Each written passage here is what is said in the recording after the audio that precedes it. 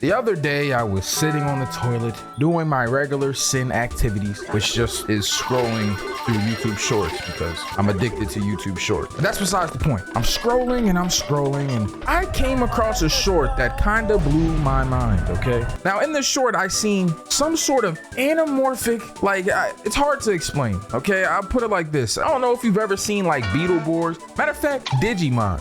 Digimon's a perfect example, okay? Even Pokemon kinda sometimes, but you ever see those Pokemon or Digimon that like are oddly human? You know, like obviously they're animals, right? But they kinda seem like humans a little bit. That's what this movie is, okay? That's all I can say without spoiling. This is one of the weirdest, most disgusting, but also hilarious horror movies I have ever seen in my life, bro. Please, for the love of God, stay to the end of the video. This is insane, as you can probably tell by the thumbnail and the title, bro. This is Tusk.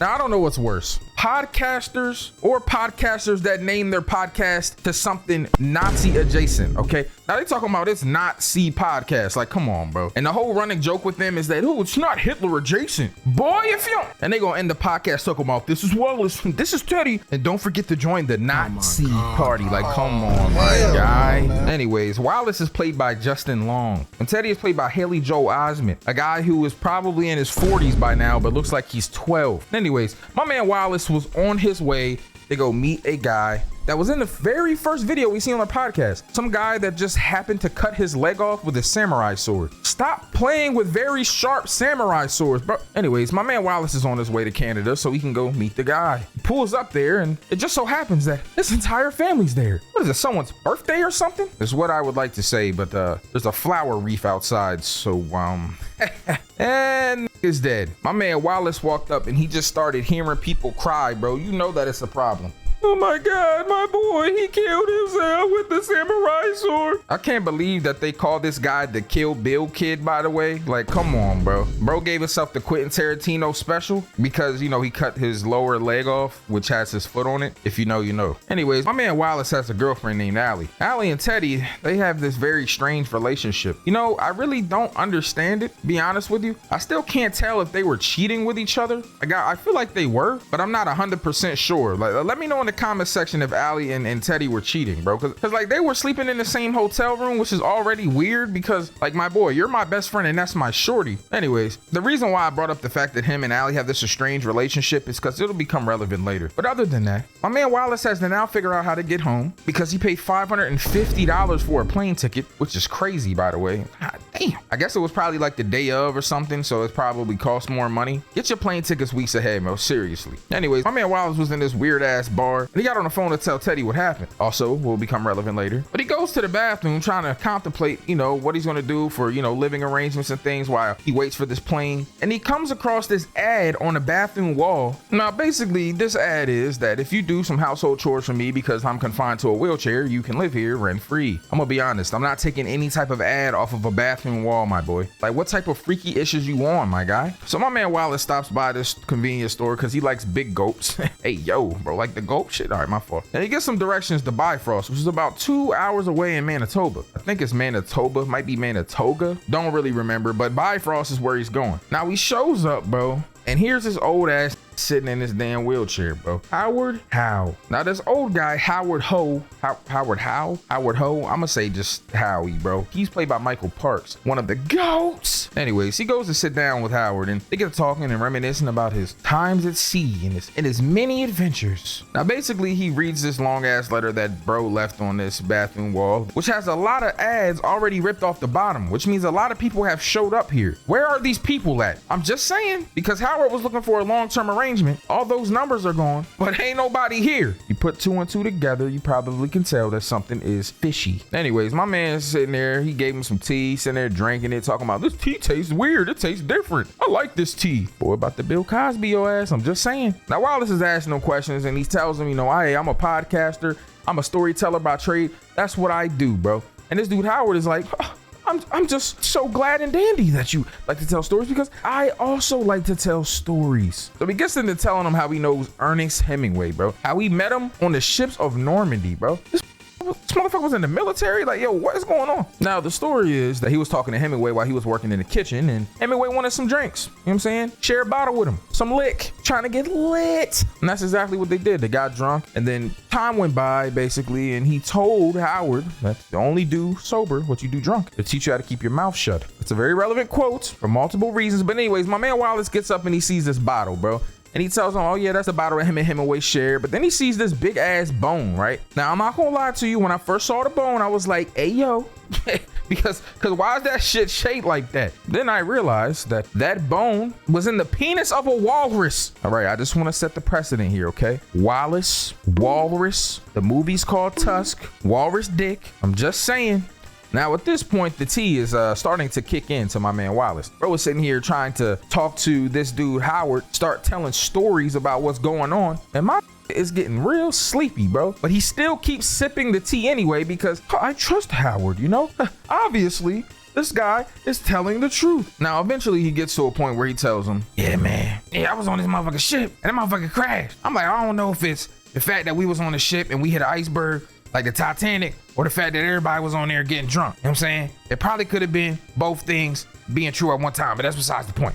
Ship crash. Now I'm stranded on this like middle of nowhere on these rocks. Like, man, I'm thinking I'm by myself and shit. But then I looked out and I see something majestic, beautiful. I looked across the rocks and there was my walrus out there. And you know, I had this authority figure at my old boy's home named Mr. Tuskegee. You know what I'm saying? I fucked with him, so I named him Mr. Tusk. Kept me all warm and shit. Fat ass blubber on me and all that. And in the middle of explaining this story to Wallace, this passes out, bro. And this man talking about, hey, don't worry about it. You're gonna be all right, Mr. Tusk. Mr. Tusk? Wait a minute. Wallace, walrus dick, stranded on rocks, saw a walrus, named him Mr. Tusk, made Wallace pass out, called him Mr. Tusk. I hope that y'all are putting the pieces together. This is about to be a very weird movie. Now, my man Wallace done passed out and he got to dreaming about a time with him and Allie. They're in the bedroom and Allie's basically telling him that he's a big douchebag and that she misses the old him. The one that used to cry watching Winnie the Pooh. The one that told her that he loved her the first time they had sex. That he's a big softie and that he's kind of turning into a pretentious douchebag. And Wallace sees himself as new and improved, evolved. But honestly, he's an asshole. I mean, just is what it is. And his assholeness and cockiness is what led to this. He thought it would be okay to go and take an ad off of a bathroom wall for some random old ass guy in the middle of nowhere with his husband Eustace Bags. Well, creepy stuff happens in the middle of nowhere. It's up to courage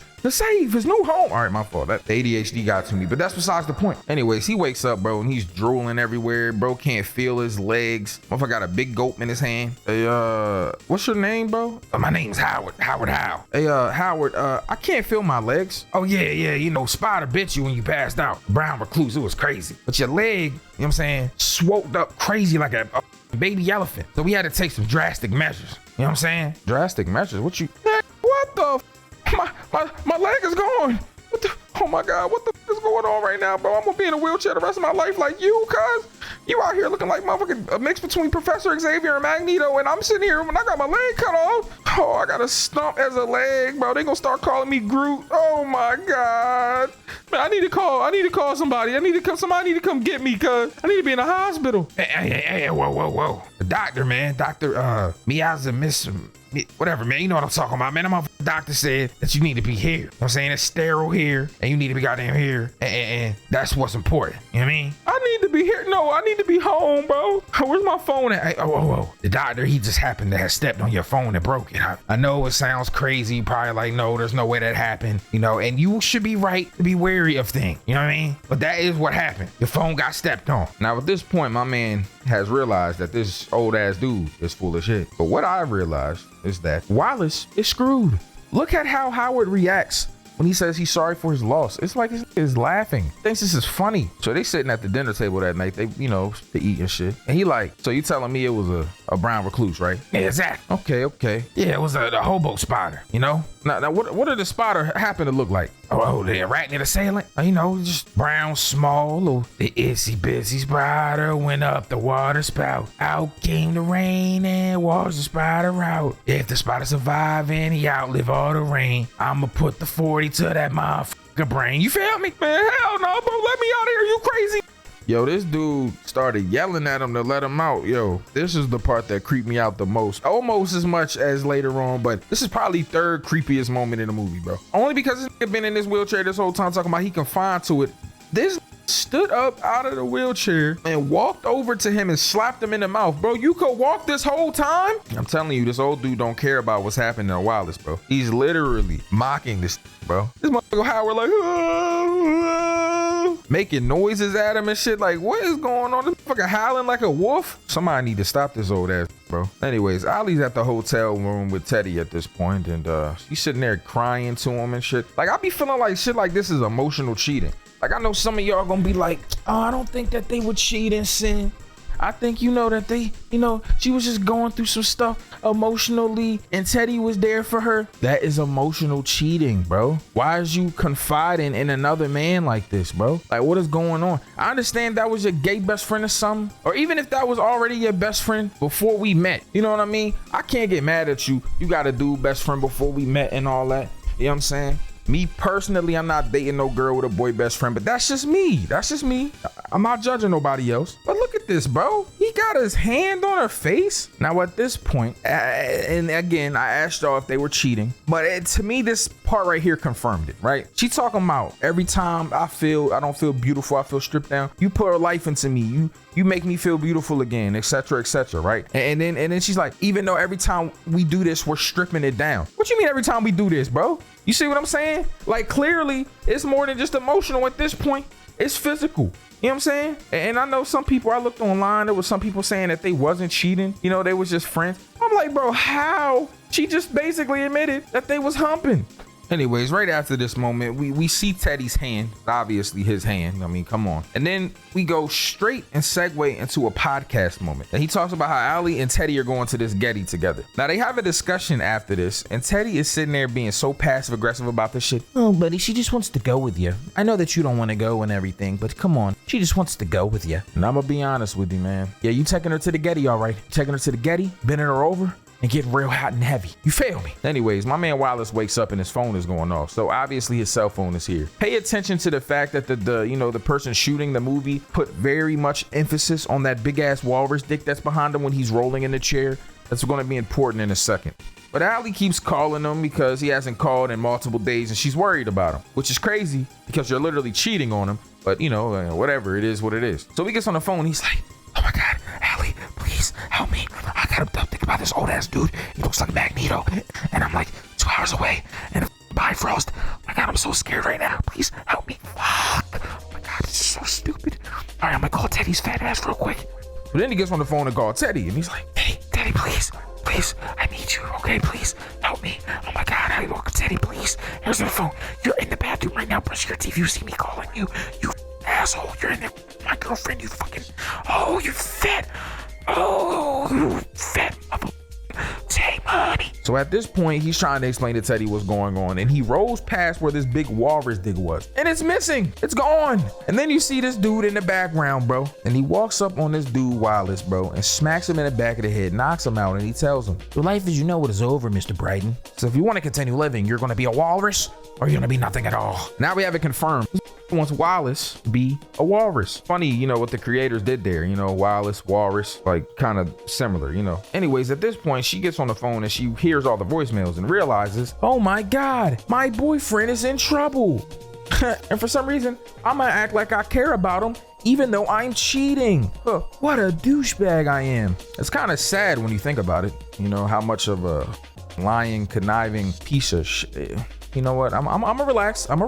Now at this point, he is explaining to Wallace that he was in an orphanage growing up, but eventually, for reasons of financial gain, they decided to make the orphanages into mental health facilities. But obviously, no one stood up against this, and eventually they got shut down, and they sent all the children to insane asylums, which is crazy because they were just orphans. They weren't crazy. They made them crazy, and then they took them to insane asylums. Like, what is going on? So while he was here for 5 years, he ends up getting tortured, raped. Bro talking about he had things in his mouth that no kid should ever taste. Like, come on, yo. Clearly they made this old ass insane. Now, as he's explaining all this to Wallace, he has turned him into a walrus. Literally, he done tied his appendages together like a walrus. He done made him a walrus, bro. And then he put him in a walrus suit, which seems to be made out of body parts of people. This motherfucker is on the same level of Jeepers Creepers, bro. He got body parts all over the suit, bro. Look, there's somebody's nose right there, an ear right there, a belly button. Like, yo, this is crazy. Now, at this point, you know, he's going through a bunch of mental anguish and torture. A lot of y'all are probably not going to understand the ending of this movie, so I'll try to deep dive into it. I know that there's a lot of times I make these and I'm just doing little silly things and making jokes, but it's important to actually delve into the movie a little bit and explain the plot, because this is one of those things that's confusing, which a lot of A24 films are.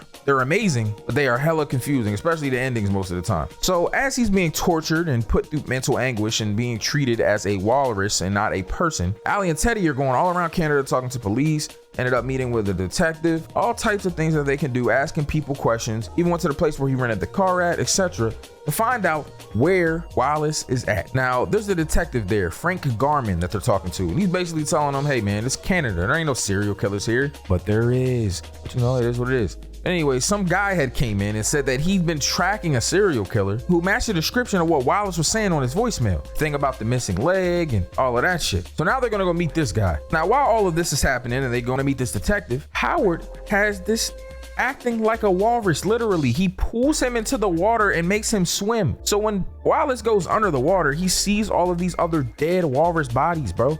Has set up camp here and is killing people. Remember earlier I told you, how come there's so many pieces of paper missing from the ad with his number on it, but there aren't any people there? Well, that's because he already been through this cycle with them and they're dead underwater. Now they end up meeting this guy, I guess he's a Frenchman. They put a beret on this nigga. No, I'm not even gonna question it, bro. Now he explains that this guy, he cuts off appendages, he puts holes in their face, which is where the Tusk go and shit probably, and that he doesn't do anything sexual with them, but he does cut all of their tongues out so they can't talk, which is crazy, by the way. But he says they call this guy the first wife because they don't leave you and they don't let you go anywhere and they don't let you talk. They also don't you, so you know. That's kind of funny, I'm just saying. Anyways, he feels like he has met this guy before, and then he gets to telling him about this story where he went to Canada and he ended up investigating this guy from Gumtree City, this hockey player that ended up becoming missing. Now he shows up to this dude Howard and bro get to talking stupid, bro. Like he's literally a good actor. I mean, he is an actor, but you know what I'm saying. In the movie, he was acting very well. Hey, are you the guy that's supposed to shoot the spider in my toilet hole in the potty in the shitter? Nah, I'm actually investigating a hockey player from Quebec for the new Nordiques. Man, you the new Nordiques. Bring me my old Nordiques back. But listen, man, listen. I know I have a little passion for it, yeah, but I'm always at the games. You know, I help with the little kids. I bring them water and stuff, and I take them to Teeny Weeny. So he asks the dude what his name is, and he tells him his name is Bartholomew Moussier, which is crazy. What kind of name is that? Who the name is the kid Bartholomew Moussier? I mean, I guess he's from, you know, Quebec. I guess whoever this alias is will be from Quebec, so I guess it makes sense. That's kind of a Canadian name, I guess. I don't really know what it entails a Canadian name, but you know what I'm saying. That's a stupid name, but it turns out there's no Bartholomew Moussier. There's no Poutini Weenie anywhere. But basically, ever since that happened to him, he stopped making assumptions about people and just acts on his gut, because that hockey player was probably in the house that day when he was investigating him. But a month later, they find the rest of the hockey player, and his torso was in a sewer pipe very close to where he was talking to that guy. Anyways, he disappeared after this, bro, and he's been trying to find him ever since. Now, he had a theory about what happened that got him excused from being, you know, an investigator of Quebec. There was holes in their mouth, right? This is, you know, where we know the Tusk go, but they didn't understand why there was holes in all these people's mouths. So he went to go talk to the guy's mom, the hockey player, and she says that he's making a monster. He went and talked to the medical examiner to collaborate this story, and he finds out that there was pieces of his tibia in this hole. Used the bones to make Tusk. Kind of crazy, bro. This was spot on, bro. He knew that this dude was a killer. He knew that he was creating monsters, but they kicked him out. Come on, bro. I'm just saying, man. Now at this point, this dude Howard is sitting here with Wallace, and he's trying to find out why he's crying so much about losing his humanity, that humans suck. Now at this point, you know, my man has lost his mind, and the mental anguish of going through this has made him resort to just kind of giving in. He has decided to just play played the role of the walrus because if he does, it causes less pain. The brain has programmed him to just pretty much become docile because the brain is trying to protect him, doesn't want him to die. So it's basically making him submit to Howard. You see in this moment that this is actually happening because he gives him a mackerel to eat and he eats it. He sits there and he eats this mackerel and he has become a full-on walrus. Like, that's just what it is now. Sad, man. Anyways, at this point, the detective is trying to figure out what exactly Wallace likes. What are the things that he would do while driving? And Allie brings up he likes big drinks. So they end up going to the gas station where he went to and they talk to these women and the women are like, oh, hey, that's Mr. Mustache, after they show him a picture. The fact that they called him Mr. Mustache is crazy. But anyways, the kids give him directions to Bifrost and he writes it down on a pad. Now he takes this pad from the girls that he wrote the address down. He uses a pencil to etch into it and basically get the imprint of what he wrote down. They did it in The Big Lebowski, a movie that I've never saw before. Maybe I should watch it, I don't know. Now basically, the reason why this crazy ass dude has decided to do this is he ended up killing Mr. Tusk on that, that rock because he was going to die. He says humans suck because when our survival instincts kick in, we'll basically do anything to live, which I mean is the truth because, why would I just make any sense? And because he had to kill this walrus, he feels bad. He wants to give Mr. Tusk a chance to win the fight. He wants to harden him and prepare him for battle. So he gets in a walrus suit and then he fights the walrus. Now, while this is happening and they're having a walrus on walrus, it seems like a sumo match. Teddy, Allie, and the detective, they end up finding, where they're at. And they walk in on this dude while it's murdering Howard. Went full walrus, stabbed him in the foot with his tusk, and then he just started killing him with the damn bones, straight murdering his ass. Damn, bro has literally went full walrus, bro. Smoked his dumb ass. Now at this point, Allie is freaking out, yelling, sad. And this detective did exactly what I would have done. I would have killed his ass, bro. He's talking about, don't murder him, please, don't murder him, man. That, bro, smoke his ass because of all this mental ass anguish. That's why we are at this ending. Okay, they pull up at a zoo where he's living because this has went full walrus, bro. Literally, they come, I guess, and check on him every now and then. They bring him a treat, which is a fish, because this nigga's humanity is gone, bro. In this moment, Allie is talking to him. I love you. I always love you. I hope you know that. But first off, I don't feel bad for Allie at all, bro. You're a cheater. You literally were cheating on him. Like, I understand that he's shitty. You know what I mean? He's kind of a shitty guy and all that, but you're a cheater, bro. At the end of the day, like, you're literally cheating. Like, I mean, and I'm not gonna say that he's right either because he admitted to Teddy that he was cheating too. Kind of sad, man. They both were kind of being shitty. They both cheated on each other. They're not good people. I mean, but I guess she did love him. I guess. I just feel like if you cheat on somebody, you can't love them though. So I disagree with the fact that she loved him, but what do I know about their relationship? Anyways, in this moment, he looks at her and he cries a little and it's like, he remembers what he lost. He eats the fish and he goes back in his little hole. This is a movie about loss. Very weird, but I mean, that's kind of what the movie's about, Yo, let me know down below if y'all liked the movie, if y'all thought it was as funny as I did. I thought this movie was hilarious. It was very freaky, but very funny. Also, let me know exactly what movies y'all want me to cover next down in the comment section below. And if this video gets at least 3,000 likes, I will cover the most commented comment. That sounded redundant, but anyways, bye.